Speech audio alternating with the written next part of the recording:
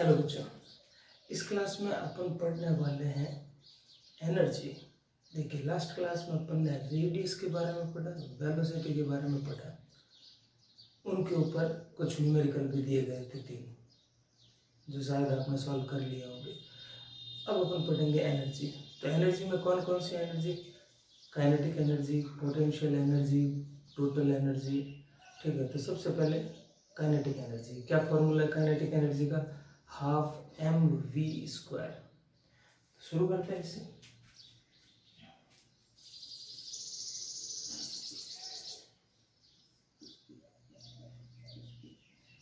इसके अंदर फर्स्ट लेते हैं अपन काइनेटिक एनर्जी, गतिज ऊर्जा। क्या फॉर्मूला है इसका? तो काइनेटिक एनर्जी का फॉर्मूला, मैं काइनेटिक एनर्जी को ई के से लिख रहा हूँ। काइनेटिक एनर्जी क्या होगी, या फिर इसको अपन सिंपली के से लिख देते हैं, काइनेटिक एनर्जी के। तो काइनेटिक एनर्जी का फॉर्मूला हो गया हाफ m और v²। तो v का फॉर्मूला हम कैलकुलेट कर चुके हैं, क्या है वो? ZE²/2ε0 NH। ये हमने लास्ट क्लास में रेडियस और स्पीड v इन दोनों का कैलकुलेट किया। तो v का फॉर्मूला कैलकुलेट है, पुट करके सॉल्व करते हैं। काइनेटिक एनर्जी हाफ m, फिर v का स्क्वायर, ये v में जो कुछ भी इस सब का स्क्वायर हो जाएगा, ZE²/2ε0 NH का स्क्वायर। तो k इक्वल्स टू क्या आ गया? हाफ m Z² e⁴,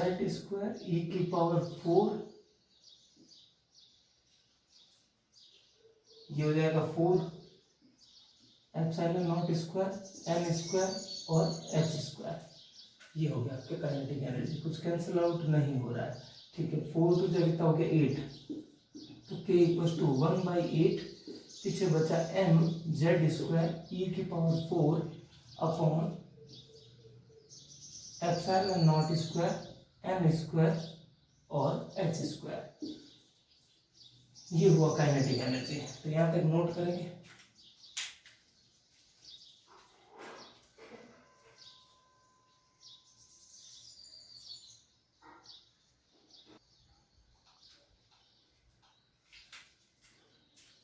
इसके बाद में है पोटेंशियल एनर्जी, स्थितिज ऊर्जा। अब देखिए, स्थितिज ऊर्जा को U से रिप्रेजेंट करेंगे, पर पहले देख लेते हैं फॉर्मूला क्या होता है। तो वापस मैं इसको ग्रेविटी से कंपेयर करने वाला हूँ। हमने पहले देखा था क्लास 11th में कि दो मास है अगर m1 और m2, जिनके बीच में डिस्टेंस r है, तो इनके बीच में ग्रेविटेशनल पोटेंशियल एनर्जी, गुरुत्वीय स्थितिज ऊर्जा क्या होती है? Potential energy. स्थितिज ऊर्जा का फॉर्मूला यहाँ पर क्या था? -Gm1m2/r। यहाँ पर क्या होगा? हमारे इसमें दो मास नहीं है, दो द्रव्यमान नहीं है, हमारे इसमें क्या है? दो चार्ज है, एक Q1 और एक क्या है? Q2। हम बिल्कुल शुरू में पढ़े थे, डेरिवेशन शुरू पहले होते ही, कि भाई ये क्या है? न्यूक्लियस, नाभिक, इसके चारों ओर इलेक्ट्रॉन चक्कर लगा रहा है। इलेक्ट्रॉन के चार्ज को तो Q1 बोला, और न्यूक्लियस नाभिक के चार्ज को Q2 बोला। इलेक्ट्रॉन का चार्ज कितना? E, और न्यूक्लियस का चार्ज कितना? नाभिक का Ze। ये हम पढ़ चुके हैं पहले, ठीक है। उस हिसाब से यहाँ फॉर्मूला होना चाहिए माइनस G की जगह कांस्टेंट K, फिर Q1 Q2 अपॉन R। मैं यही फॉर्मूला डायरेक्ट यूज करूँगा, जैसा ग्रेविटी में था वैसा अपने दो चार्ज के लिए भी है, सिमिलर है। बाकी डिटेल में तो अपने को शुरू के चैप्टर्स में इनको पढ़ना ही है, पहले यूनिट के अंदर आ जाएगा ये फॉर्मूला कैसे आया क्या है। अब देखो,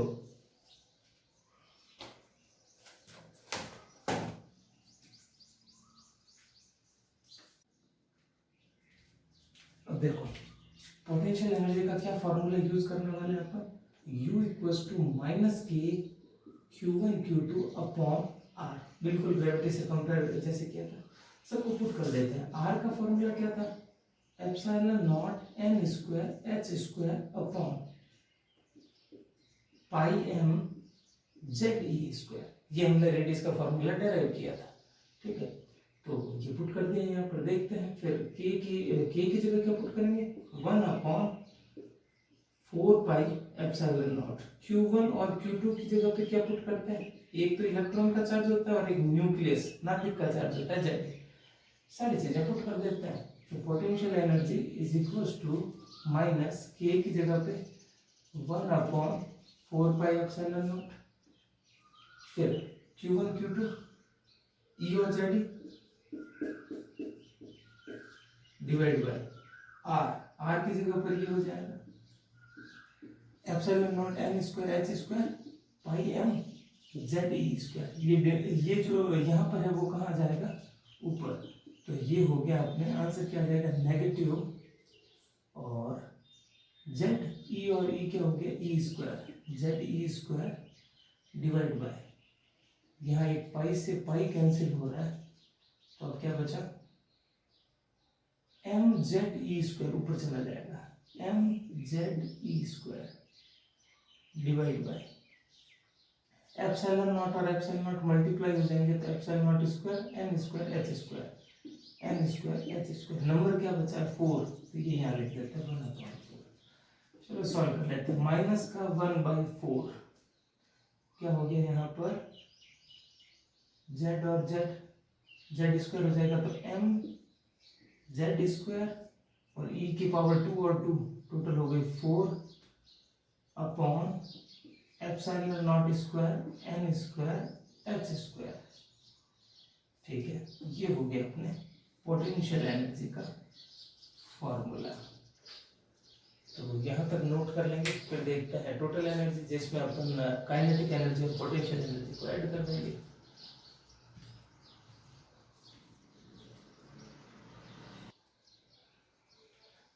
देखिए टोटल एनर्जी, कुल ऊर्जा क्या हो जाएगी कि काइनेटिक और पोटेंशियल स्थितिज ऊर्जा और गतिज ऊर्जा को ऐड कर देंगे।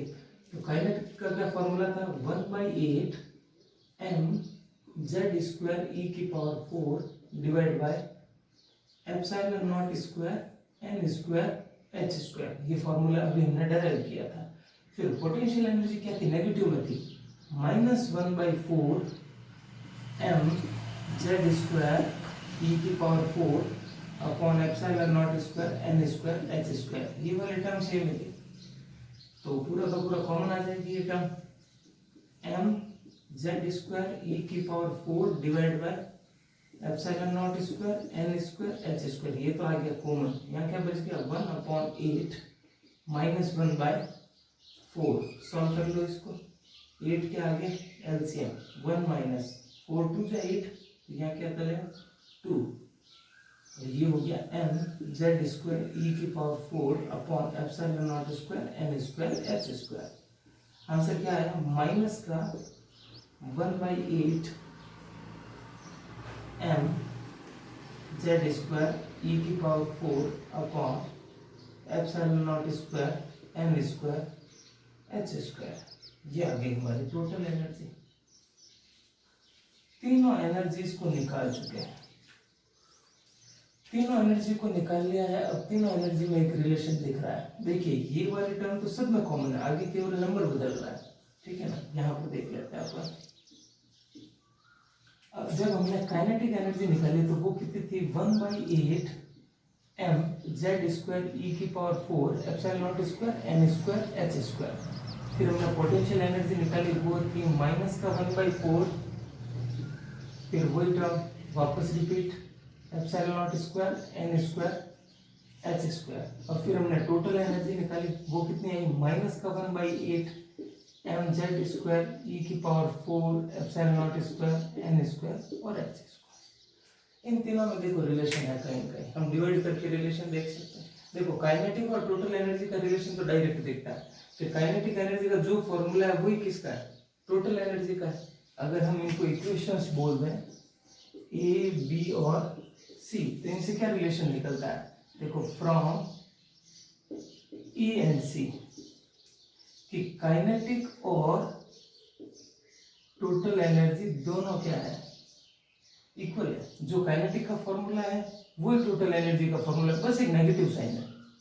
इसका मतलब अगर टोटल एनर्जी का मैग्नीट्यूड ले लें, मापांक ले लें, मतलब नेगेटिव साइन हटा दें, टोटल एनर्जी का नेगेटिव साइन हटा दो, तो क्या बन जाएगी वो काइनेटिक। न्यूमेरिकल भी सिंपल होता है कि मान लीजिए कहते हैं कि जो टोटल एनर्जी है वो -13.6 इलेक्ट्रॉन वोल्ट है, तो बताइए क्या होगी उसकी काइनेटिक एनर्जी? तो वो हो जाएगी +13.6। बस नेगेटिव की जगह आपको क्या लेकर आना है? पॉजिटिव लेकर आना है। इस टाइप से अपन कर सकते हैं। तो यहाँ तक नोट करेंगे पहले, फिर इनके अंदर भी रिलेशन देखते हैं। पहले ये नोट करो।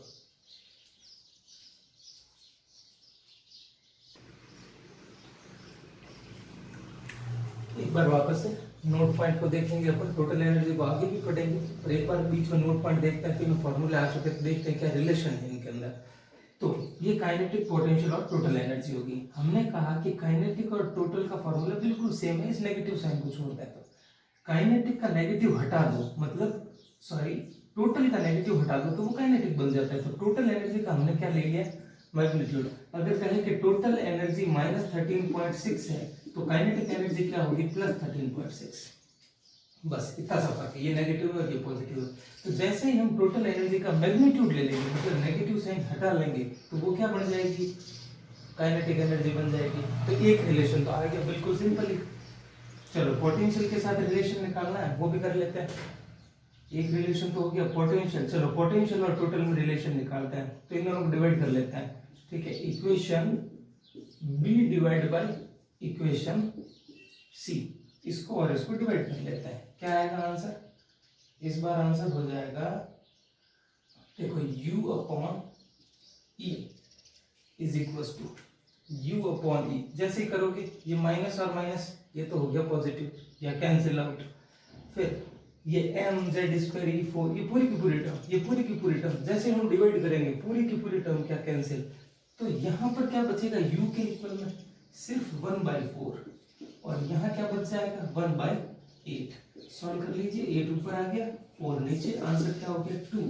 u upon E equal to 2, मतलब पोटेंशियल एनर्जी कितनी है? डबल है टोटल एनर्जी की।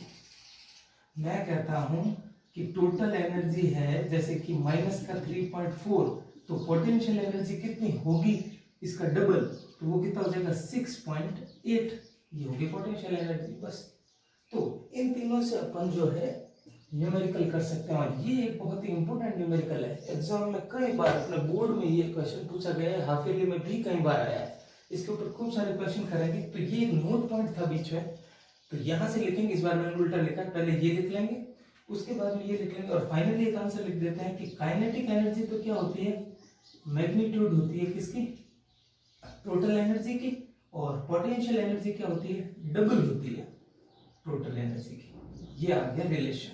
इस रिलेशन से अपन एनर्जी के न्यूमेरिकल कर पाएंगे। ओके, तो यहां तक नोट करें। पहले ये नोट करेंगे, फिर ये नोट करेंगे।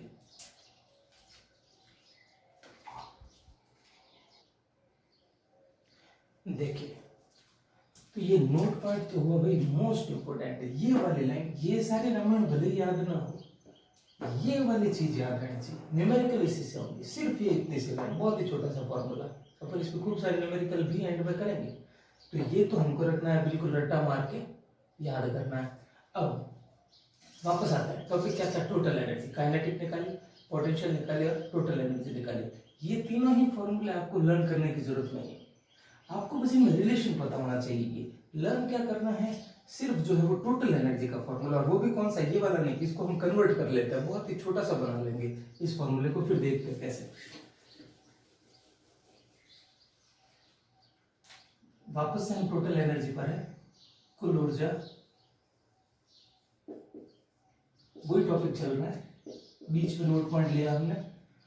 तो टोटल एनर्जी क्या है? 1/8 mz² e⁴ divide by ε0² n² और h²। अब इसको कैसे छोटा करते हैं देखते हैं।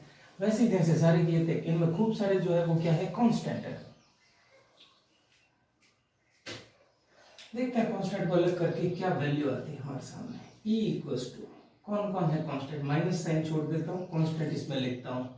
1/8 constant, m mass of electron constant, E charge of electron constant, ε0 constant, n नहीं है, h Planck constant.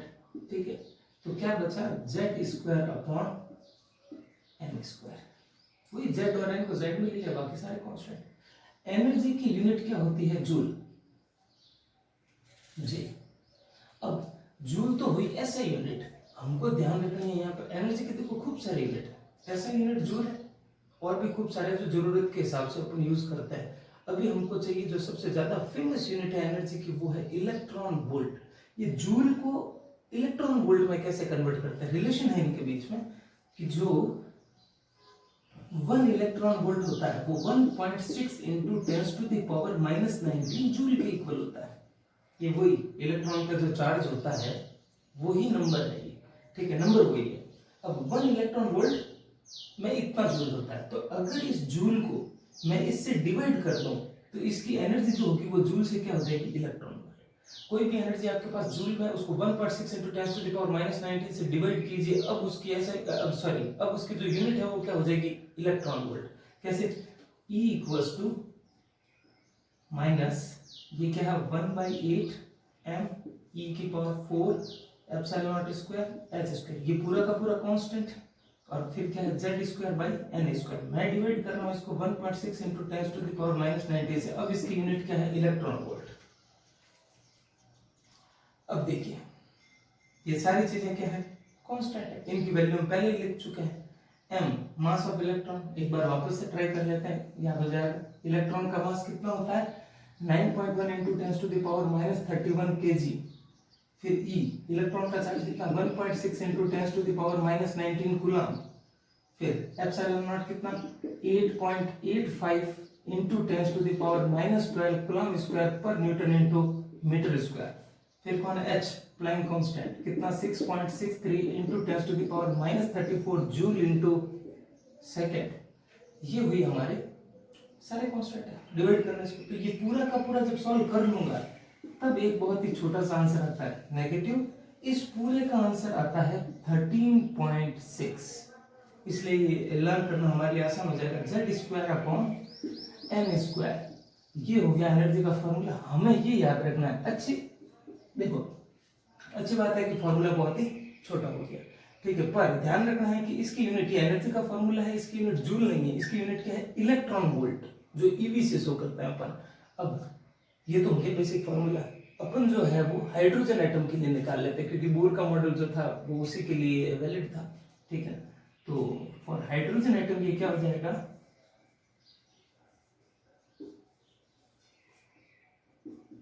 E equals to, हाँ हाइड्रोजन में Z की जगह क्या हो जाएगा? 1 हो जाएगा, Z की जगह नंबर ऑफ प्रोटॉन 1। तो फॉर्मूला हो गया E इक्वल्स टू माइनस का 13.6, ये तो हो गया 1, तो डिवाइड में क्या बचा? n square. तो हाइड्रोजन एटम के लिए ये फॉर्मूला काम करेगा। ये लो और छोटा हो गया, ये इंपॉर्टेंट है, ये ध्यान रखना। चलो यहां तक नोट करो, फिर देखते हैं आगे।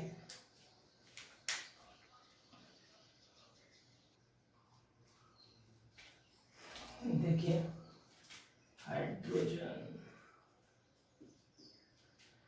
हाइड्रोजन परमाणु के ऊर्जा स्तर, energy level of hydrogen atom. Energy level कौन सा है? न्यूक्लियस के पास में मान लो इलेक्ट्रॉन यहाँ घूम रहा है, तो इस इलेक्ट्रॉन की एनर्जी कितनी है? मान लीजिए वो सेकंड ऑर्बिट में घूम रहा है, तो उसकी कितनी है? थर्ड ऑर्बिट में कितनी है? फोर्थ ऑर्बिट में कितनी है? फिफ्थ ऑर्बिट में कितनी है? बस हम इन सब इलेक्ट्रॉन्स की एनर्जी को कैलकुलेट करना है और उसको एक ग्राफ में शो करना है। उसी को हम बोलते हैं एनर्जी लेवल डायग्राम, ठीक है ना। ऊर्जा स्तर आरेख, एनर्जी लेवल डायग्राम बनता है। तो देखो यहाँ पे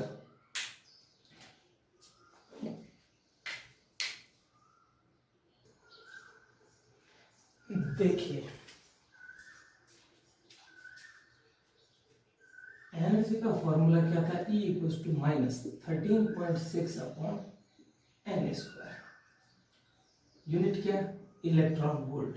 फर्स्ट जो सबसे पहला ऑर्बिट होता है, पहली कक्षा होती है, वहां पर क्या एनर्जी होगी इलेक्ट्रॉन की, ठीक है। तो वो देखते हैं, n की जगह पर क्या लिख देंगे? 1 पहला ऑर्बिट, फिर सेकंड ऑर्बिट में चेक करेंगे, फिर थर्ड फोर्थ फिफ्थ, इस टाइप से चेक करेंगे। अपन 3-4 चेक कर लेते हैं, ऐसे इंफिनिटी तक कर सकते हैं, ठीक है। फर्स्ट ऑर्बिट की निकालनी है, En लिख देते हैं यहाँ पर।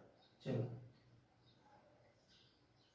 E1 पहला ऑर्बिट की निकालो, minus 13.6 upon 1 square electron volt. तो आंसर क्या आया? माइनस का 13.6 इलेक्ट्रॉन वोल्ट। फिर सेकेंड ऑर्बिट की निकालते हैं 2, तो वो क्या हो जाएगा माइनस का 13.6 अपॉन 2 स्क्वायर, माइनस का 13.6 अपॉन 2 का स्क्वायर कितना हो गया 4, डिवाइड करेंगे कितनी एनर्जी आ जाएगी माइनस का 3.4 इलेक्ट्रॉन वोल्ट। फिर तीसरे की निकाल लेते हैं, E3 क्या हो जाएगा minus 13.6 upon 3 square electron volt, 9 से डिवाइड कर दो, इसका आंसर आ जाएगा माइनस का 1.51 इलेक्ट्रॉन वोल्ट। ये तीसरे ऑर्बिट की। फिर निकाल लेते हैं फोर्थ E4 क्या जाएगा माइनस का 13.6 अपॉन 4 का स्क्वायर, 16 से डिवाइड करेंगे तो आंसर आएगा 0.85 और माइनस साइन भी है साथ में। ये हो गया E4 यूनिट इलेक्ट्रॉन वोल्ट। ये सारी एनर्जी होगी, ये फर्स्ट ऑर्बिट की होगी, ये सेकंड की, ये थर्ड की और ये फोर्थ की। ऐसे शो ऑन अपन जो है वो ये अगर इनफाइनाइट भी निकालना है तो क्या हो जाएगा माइनस का 13.6 अपॉन इनफाइनाइट स्क्वायर। अब इनफाइनाइट क्या होता है 1 अपॉन 0 या 1 अपॉन इनफाइनाइट क्या होता है 0, तो ये पूरा आंसर क्या आ जाएगा तो इनफिनिटी पे एनर्जी क्या हो जाएगी 0 इलेक्ट्रॉन वोल्ट। तो इलेक्ट्रॉन की एनर्जी कौन से ऑर्बिट में सबसे ज्यादा होती है, फर्स्ट सेकंड थर्ड या इनफिनिटी? सोच के देखिए, फर्स्ट में कितनी माइनस 13.6, लास्ट में कितनी 0, तो किसकी सबसे ज्यादा हुई? कुछ लोग 13.6 सोच रहे होंगे, 0 बड़ा होता है वो नेगेटिव नंबर है, वो 0 से काफी छोटा है। सबसे कम एनर्जी किसकी हुई फर्स्ट ऑर्बिट की, उससे ज्यादा किसकी हुई सेकंड की, सबसे ज्यादा उसकी एनर्जी कहाँ पर है इन्फिनिटी पे। इन्फिनिटी पे उसकी एनर्जी कितनी 0 इलेक्ट्रॉन वोल्ट, जो इनमें सबसे बड़ा नंबर है। तो यहाँ तक लिखा है। फिर जैसे कि मैंने कहा कि ग्राफ बनाएंगे जिसमें इन वैल्यूज को प्लॉट करेंगे, तो ग्राफ बनाता है।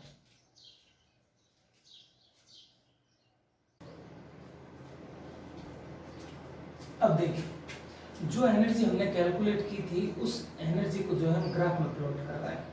जनरली क्या होता है कि ग्राफ में दो एक्सिस होते हैं, मिनिमम कहना गलत है, एक एक्सिस हो सकता है, जैसे कि इसमें एक ही एक्सिस है कि एक तो एक्स एक्सिस है और एक वाई एक्सिस है। इस एक्सिस पे कौन सी फिजिकल क्वांटिटी है यहाँ पे कुछ नहीं है, ठीक है, सिर्फ यही एक्सिस।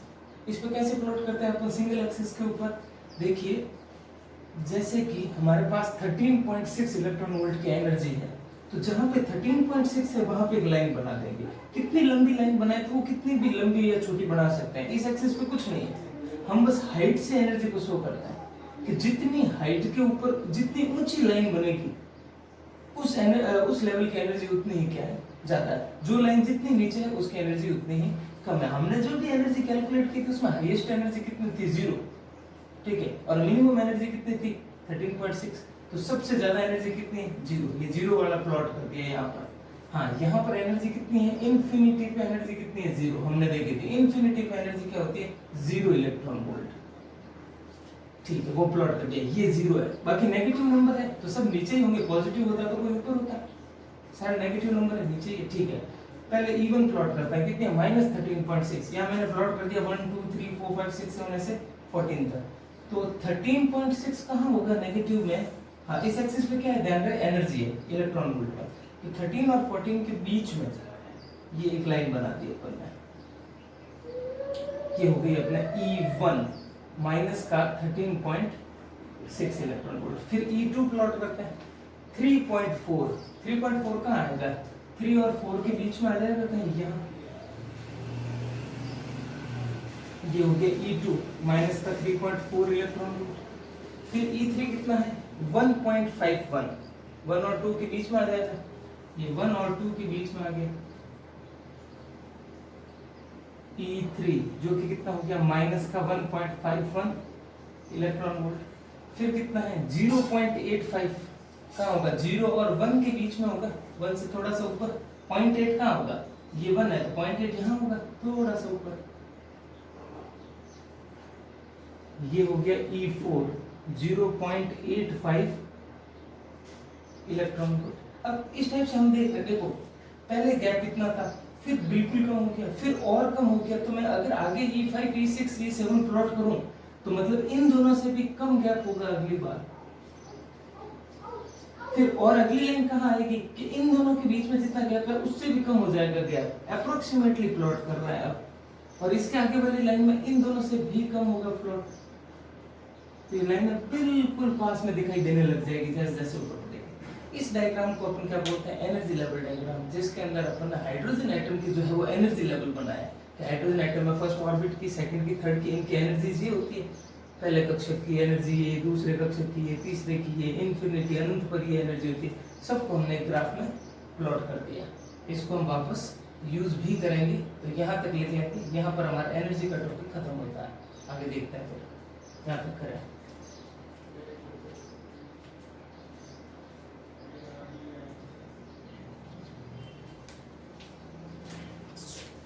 देखिए, बोर की हमने थर्ड पोस्टुलेट पढ़ी थी, तीसरी अभिक्रिया, जिसमें क्या बताया गया था कि जब एक इलेक्ट्रॉन हायर एनर्जी लेवल से लोअर एनर्जी लेवल में आता है, जब वो एक उच्च ऊर्जा स्तर से निम्न ऊर्जा स्तर में आता है, तब वो जो है वो विकिरण उत्सर्जित करता है, जब वो एनर्जी को रेडिएट करता है। ठीक है, तो जब वो एनर्जी निकलेगी, जब वो रेडिएशन निकलेगा, तो उसकी वेवलेंथ क्या होगी।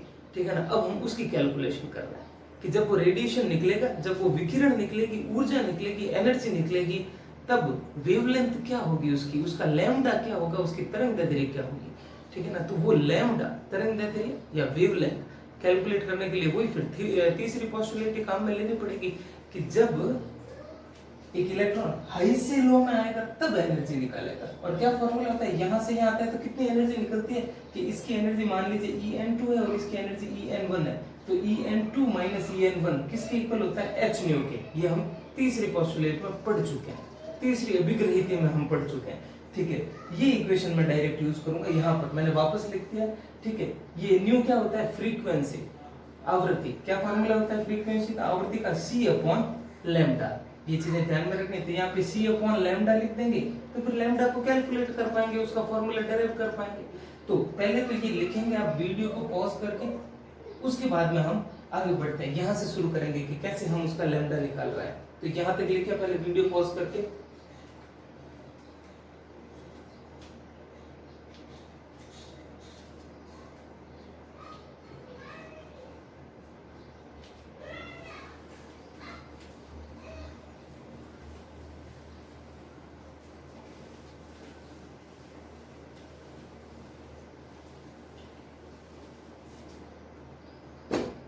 तो क्या इक्वेशन थी अपने पास कि h न्यू किसके इक्वल है, En2 माइनस En1 के।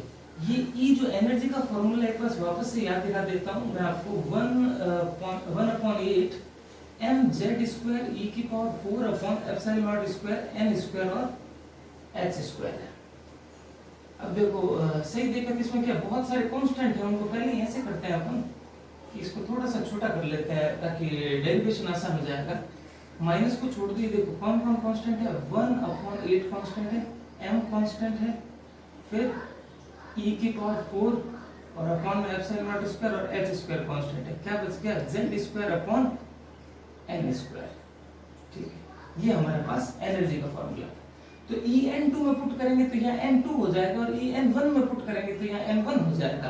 तो पुट करते हैं, तो h न्यू इक्वल्स टू क्या हो जाएगा यहाँ पर माइनस, देखो इस पूरे को, हाँ जैसे कि मैं इसको शॉर्ट करने की बात कर रहा था, इस पूरे को अपन क्या कर रहे हैं कि r डैश लिख देते हैं कि ये पूरा का पूरा जो कांस्टेंट है इसको क्या लिख दिया, r डैश। इसकी वैल्यू अपन बाद में देखेंगे। ठीक है, तो ये हो जाएगा माइनस का r dash z square upon n square. ये एक एनर्जी का थोड़ा छोटा फॉर्मूला बना लिया, सारे कांस्टेंट को एक कोई नंबर दे दिया अपन ने, r डैश। ठीक है, अब देखो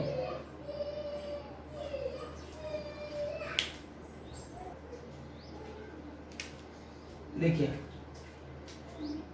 एनर्जी का फॉर्मूला क्या, माइनस सारे कांस्टेंट को क्या लिख दिया, r डैश, माइनस का r डैश, फिर क्या है z स्क्वायर अपॉन, यहाँ पे पुट कर रहे हैं n2 की जगह, तो यहाँ ऑर्बिट क्या ले लेते हैं, अपन कक्षक ले लिया n2। ठीक है, ये फॉर्मूला हो गया, यहाँ क्या आ गया n2, फिर क्या माइनस फिर वापस से एनर्जी का फॉर्मूला, जिसमें यहाँ क्या लिखना है, N1 लिखना है यहाँ पे, तो ये क्या हो जाएगा माइनस का R dash Z square upon में क्या हो गया N1 स्क्वायर, हाँ यहाँ N2 का क्या हो जाएगा स्क्वायर। ठीक है, क्या कॉमन है, R डैश तो कांस्टेंट है, दोनों में आ ही रहा है, Z स्क्वायर है वो भी बाहर ले लेते हैं, तो R डैश बाहर ले लिया, Z स्क्वायर बाहर ले लिया, तो अंदर क्या बचा माइनस का 1 अपॉन N2 स्क्वायर, फिर ये माइनस माइनस क्या हो गया प्लस, यहाँ बचा N1 square, 1 upon N1 square equals to, हाँ यहाँ पर हो गया अपने, देखो न्यू की जगह क्या लिख सकते हैं C अपॉन लैम्डा, क्योंकि आखिर कैलकुलेट तो लैम्डा ही करना है, तो यहाँ पर न्यू फ्रीक्वेंसी की जगह क्या लिख देंगे C अपॉन लैम्डा, जो उसका फॉर्मूला है, तो यहाँ से लैम्डा निकालेंगे, तो यहाँ आ जाएगा अपने, इसके बाद में यहाँ लिख रहा हूँ HC अपॉन लैम्डा, H यहाँ पर क्या था H न्यू, तो H या फ्रीक्वेंसी की जगह C upon lambda equals to R dash Z square, और फिर ब्रैकेट में क्या बचा, प्लस का तो बचा है 1 अपॉन N1 स्क्वायर, और माइनस का बचा है 1 अपॉन N2 स्क्वायर। H और C ये भी कांस्टेंट है, उधर भेज देते हैं, 1 अपॉन लैम्डा H यहाँ डिवाइड में चले जाएंगे, Z square 1 upon N1 square minus 1 upon N2 square.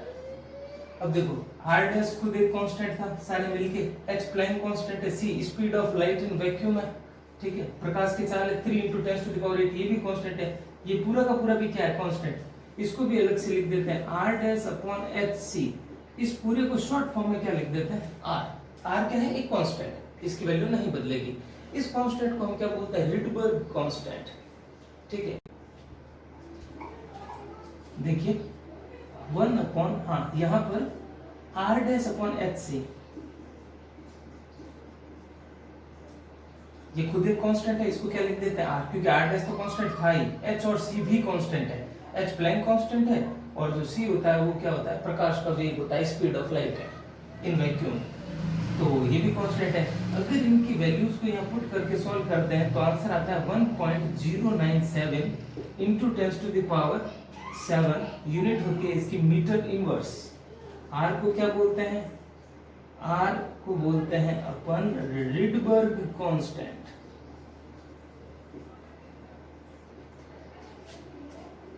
तो यहां तक नोट करेंगे, फिर देखते हैं आगे।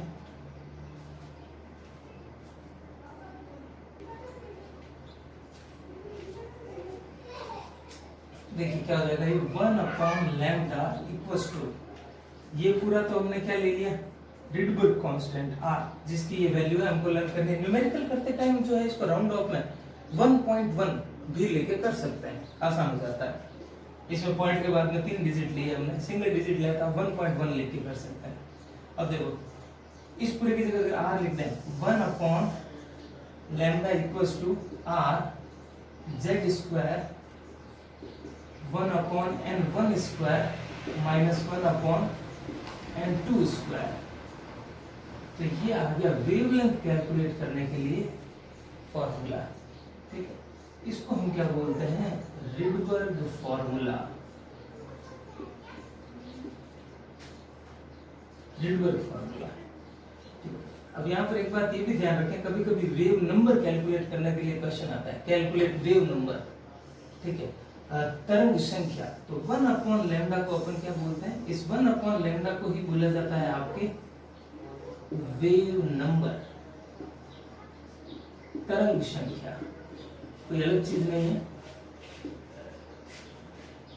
डेफिनेशन होती है इसकी कि 1 मीटर में कितनी वेवलेंथ आ रही है, 1 मीटर में कितनी जो है वो तरंग दैर्ध्य आ रही है, उसको वेव नंबर बोलते हैं। तो लैम्डा तो क्या है वेवलेंथ, और 1 अपॉन लैम्डा क्या है वेव नंबर, दोनों में से कोई भी कैलकुलेट करने को बोल सकते हैं। लैम्डा तो तरंग दैर्ध्य हो जाएगी, और 1 अपॉन लैम्डा को क्या कहा जाता है तरंग संख्या, दोनों में से जो भी पूछे कर सकते हैं, फॉर्मूला यही है। अब सिर्फ हाइड्रोजन एटम के लिए लिखना हो तो फॉर हाइड्रोजन एटम Z की वैल्यू क्या हो जाएगी 1। हाइड्रोजन के लिए परमाणु की संख्या कितनी होती है, तो Z इक्वल टू क्या हो जाएगा 1। यहाँ पुट कर लेंगे तो ये फॉर्मूला हो जाएगा 1 upon lambda equal to R 1 upon N1 square 1 upon 2 square. इस फॉर्मूले को हम याद रखेंगे, केमिस्ट्री में हो सकता है आपने 11th में यूज भी किया हो पहले ये फॉर्मूला। तो ये उसका डेरिवेशन हो गया, इसको ध्यान रखना, इसके ऊपर न्यूमेरिकल आता है। वो जो काइनेटिक एनर्जी पोटेंशियल एनर्जी के रिलेशन थे उसके बाद में वापस ये फॉर्मूला जो है वो अपने लिए इंपॉर्टेंट है। यहां तक करेंगे, नोट करो।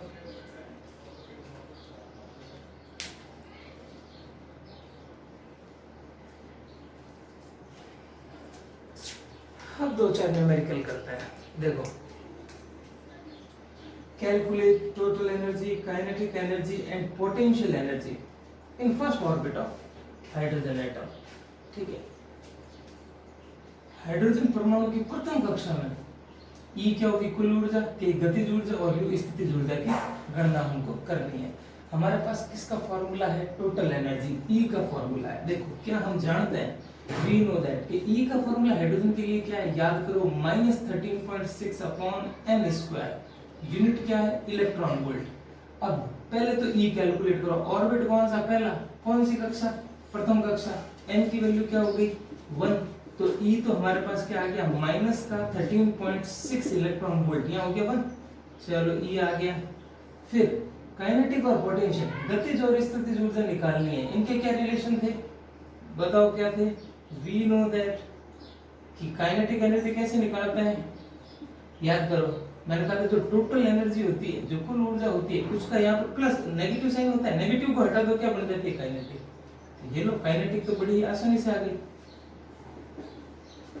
ये तो जानते हैं -13.6। अब इसको मैग्नीट्यूड ले लिया, मापांक ले लिया, मतलब माइनस को हटा के हमने प्लस कर दिया, तो K की वैल्यू क्या आ गई, प्लस का 13.6 इलेक्ट्रॉन वोल्ट। चलो, ये फर्स्ट, ये हो गई अपने कौन सी, टोटल एनर्जी। सेकंड, ये क्या हो गई, काइनेटिक एनर्जी। अब थर्ड निकाल लेते हैं पोटेंशियल एनर्जी। क्या जानते हैं पोटेंशियल एनर्जी के बारे में, पोटेंशियल एनर्जी कितनी होती है, डबल होती है टोटल एनर्जी की। मैंने कहा था इंपॉर्टेंट पॉइंट है, उसी टाइम मार्क कर दिया था कि वो याद करना। क्या होगी भाई, पोटेंशियल एनर्जी क्या होती है, डबल होती है टोटल की। टोटल कितनी है, माइनस का 13.6, तो इसका डबल करो, डबल करो, माइनस का 13.6 का कितना हो जाएगा, 27 पॉइंट, नेगेटिव का 27.2 इलेक्ट्रॉन वोल्ट। ये आ गई E, टोटल, काइनेटिक, पोटेंशियल। तो इस क्वेश्चन को जो है वो अपन वीडियो को पॉज करके नोट कर लेंगे। फिर ऐसा ही एक क्वेश्चन आप भी करेंगे, मैं इसमें वैल्यूज बदल दूंगा, तो पहले यहां तक पॉज करके कर ले इसको।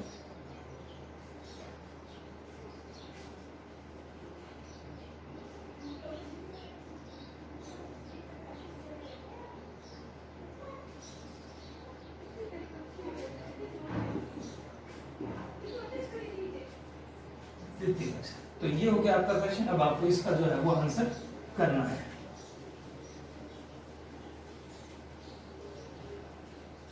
इसको सॉल्व कीजिए।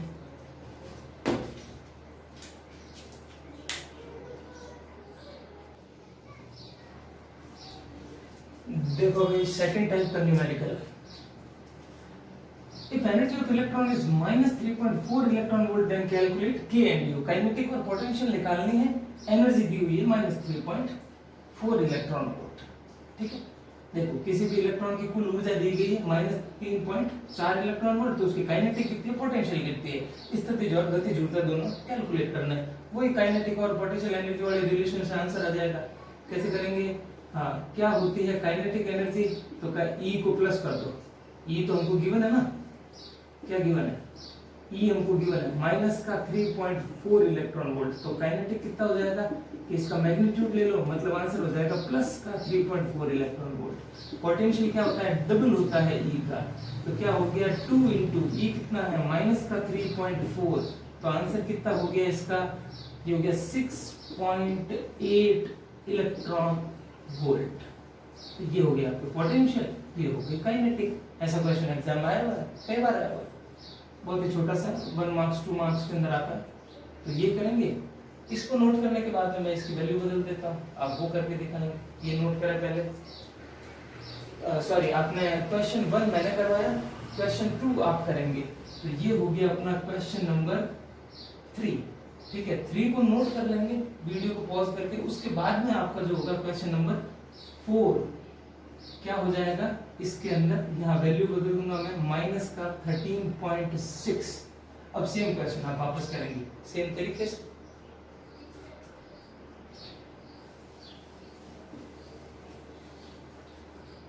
तो ये क्वेश्चन सॉल्व करेंगे आप।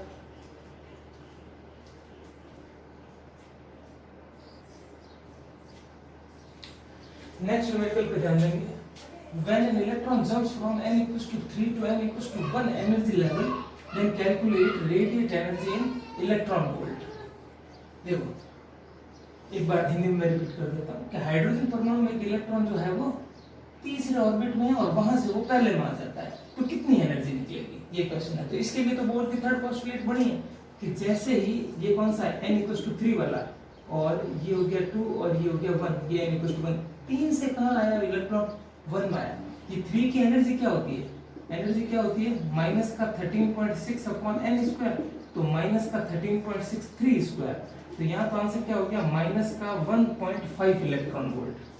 ठीक है, 9 से डिवाइड कर दो, ये क्या होगी तीसरे की एनर्जी, पहले की एनर्जी कितनी है भाई फर्स्ट वाले की, यहाँ पर तो 1 कितना होता है माइनस का 13.6 अपॉन 1 स्क्वायर, तो आंसर हो जाएगा माइनस का 13.6 इलेक्ट्रॉन वोल्ट।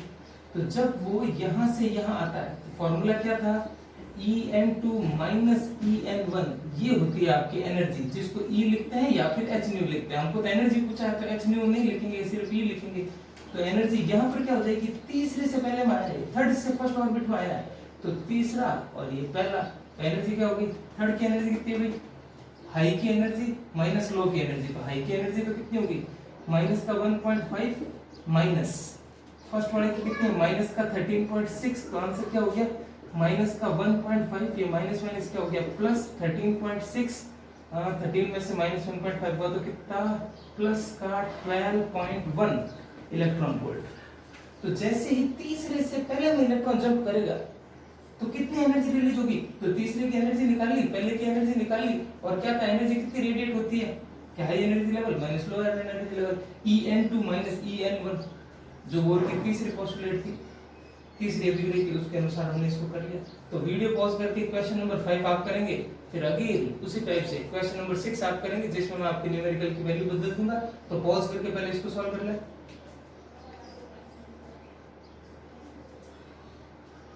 अब आपके लिए क्वेश्चन में क्या बदले हैं, चलो बदल देते हैं कि n equals to 4 to n equals to 2। चलो यहाँ कर दिया 4, यहाँ कर दिया 2, कि अगर वो 4 से, चलो आपका वाला ये क्वेश्चन है n इक्वल्स टू 4, ये वाला मेरा था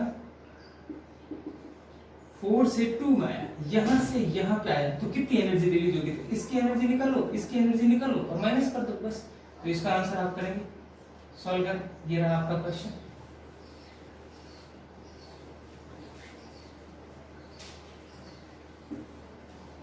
क्वेश्चन नोट करें फिर सॉल्व करें।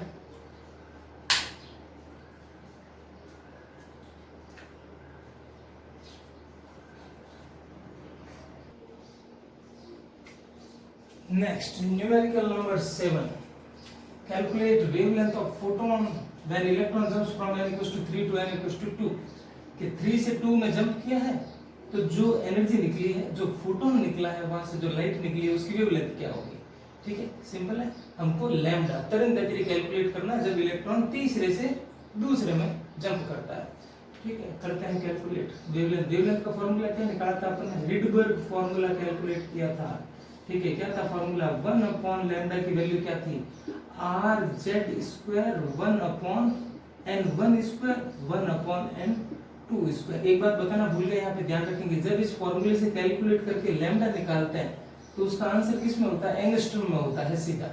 ठीक है, n1 और n2 क्या, n1 लोअर एनर्जी लेवल, नीचे वाला एनर्जी लेवल, कम एनर्जी वाला ऊर्जा स्तर, और n2 क्या है, हायर वाला, ऊपर वाला। तो अभी यहाँ n1 की वैल्यू क्या हो जाएगी 2 कम वाली, और n2 कितना हो जाएगा 3, यहाँ पे 2 रख देंगे या 3 रख देंगे। हाँ, r के बारे में भी देखो, वैसे तो मैंने आपको बताया कि r की वैल्यू क्या होती है कि 1.097 into 10 to the power 7 metre inverse, ये होती है।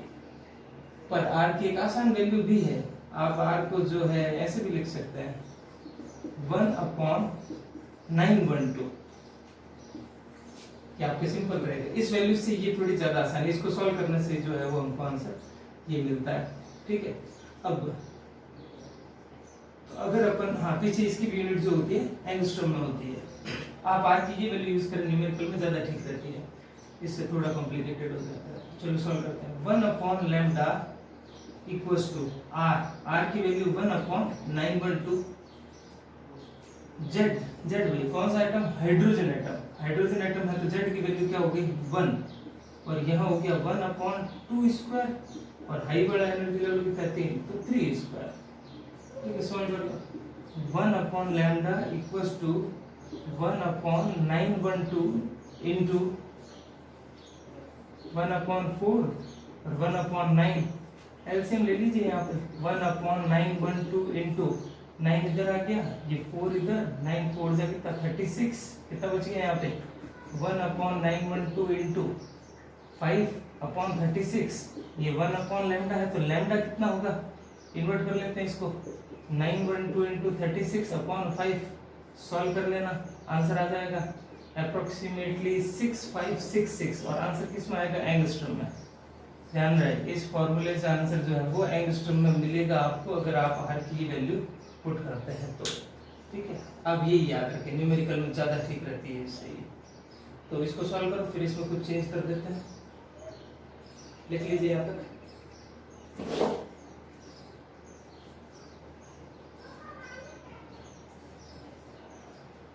अब देखो आपका हो जाएगा numerical number 8, calculate the wavelength of photon when electron jumps from n equals to 3 to n equals to 2 energy level. चलो क्वेश्चन सेम रखते हैं, एटम बदल देते हैं, कौन सा हीलियम प्लस n कर देते हैं। अब बताओ इसमें क्या बदलेगा, हीलियम के लिए क्या हो जाएगा z की जगह पे क्या हो जाएगा 2, बाकी कुछ नहीं बदलेगा, बाकी सब सेम है। यहाँ पर क्या आ जाएगा 2, तो इसको आप जो है वो सॉल्व करेंगे।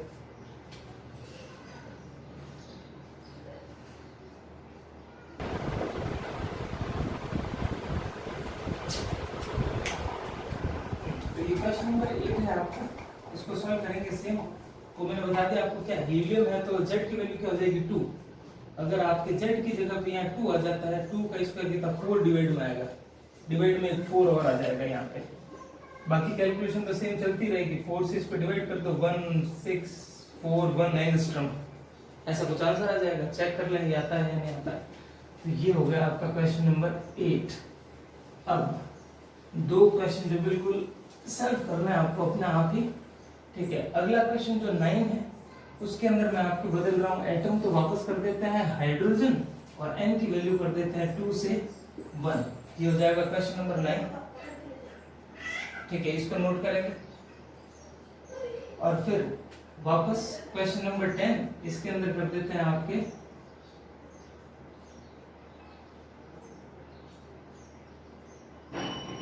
3 to 1 एनर्जी लेवल कर देते हैं इन, चलो हाइड्रोजन एटम ही रखते हैं। ठीक है, हाइड्रोजन एटम सेम। तो ये आपके 10 न्यूमेरिकल हो गए, यहाँ तक आपको करना पड़ेगा।